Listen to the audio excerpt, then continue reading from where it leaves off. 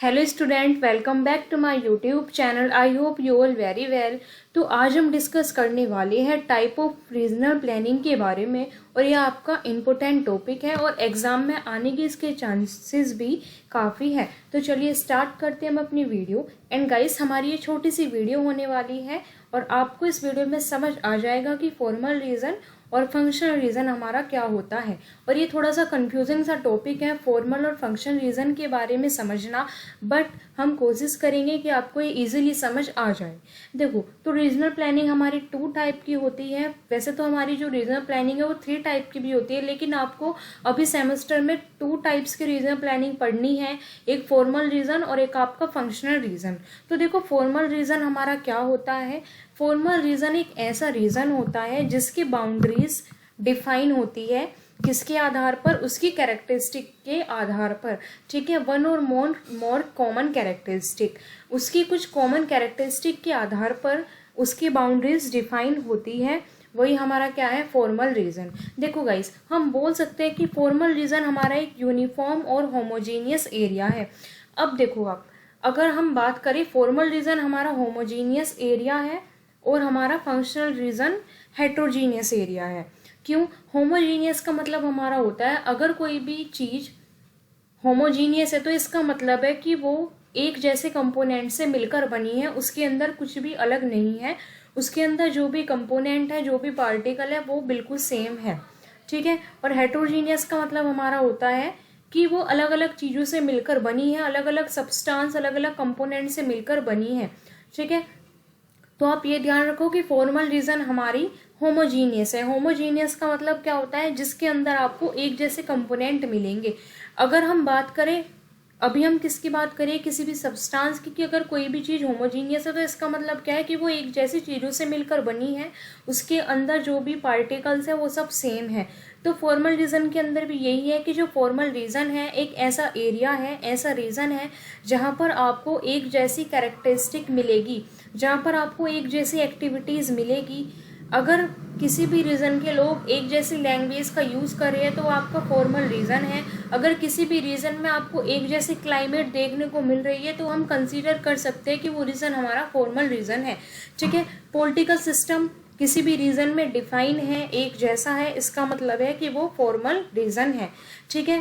तो formal reason हमारा एक ऐसा रीजन होता है जिसकी बाउंड्रीज डिफाइन होती है उसके कुछ कॉमन कैरेक्टरिस्टिक के आधार पर, वन और मोर कॉमन कैरेक्टरिस्टिक के आधार पर। और हम फॉर्मल रीजन को यूनिफॉर्म और होमोजीनियस एरिया भी बोलते हैं, क्योंकि वहाँ के जो भी पीपल है वो ऐसे कैरेक्टरिस्टिक शेयर करते हैं, जैसे कि आपकी लैंग्वेज है। अगर कोई भी रीजन है उसमें एक जैसी लैंग्वेज बोली जा रही है तो हम बोल सकते हैं कि वो रीजन फॉर्मल रीजन है। अगर कोई रीजन है उसका क्लाइमेट यूनिफॉर्म है तो इसका मतलब क्या है कि वो आपका फॉर्मल रीजन है।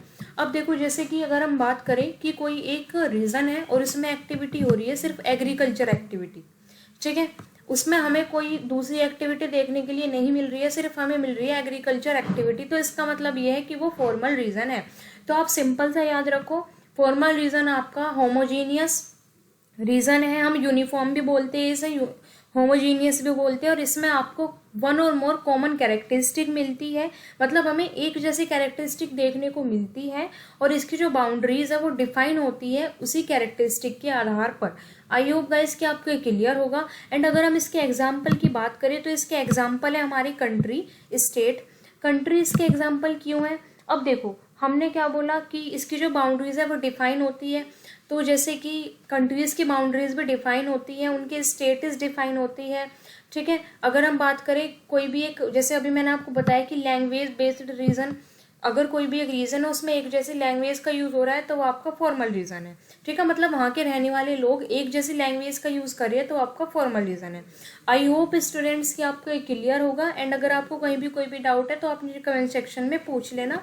और मैंने आपके लिए कुछ छोटी सी सिलेक्टेड डेफिनेशन लिखी है, तो आप ये मत सोचना कि ये छोटी सी डेफिनेशन है, मैंने कुछ सिलेक्टेड पॉइंट लिखे हैं ताकि आपको इजीली समझ आ जाए। तो अब हम देखने वाले हैं कि फंक्शनल रीजन। तो अगर हम बात करें, अगर आपको फॉर्मल रीजन समझ आ गया तो फंक्शनल रीजन फॉर्मल रीजन का उल्टा है। जी हाँ गाइस, अपोजिट है बिल्कुल। जैसे हमने बात की, फॉर्मल रीजन में हमें एक जैसी कैरेक्टरिस्टिक मिलेगी, फंक्शनल रीजन में हमें वैरायटीज़ मिलेगी कैरेक्टरिस्टिक की, हमें वहाँ पर एक जैसी कैरेक्टरिस्टिक नहीं मिलेगी, वहाँ का क्लाइमेट हमें एक जैसा नहीं मिलेगा, जो भी पीपल हैं वहाँ के लोग एक जैसे लैंग्वेज का यूज़ नहीं करेंगे, अलग अलग लैंग्वेज का यूज़ करेंगे। तो देखो क्या है, फॉर्मल रीज़न हम बोल सकते हैं कि एक सिटी रीज़न है। अब देखो सिटी रीज़न में आपको कितनी सारी चीज़ें मिलती है, मतलब हमें ट्रांसपोर्ट भी मिलता है।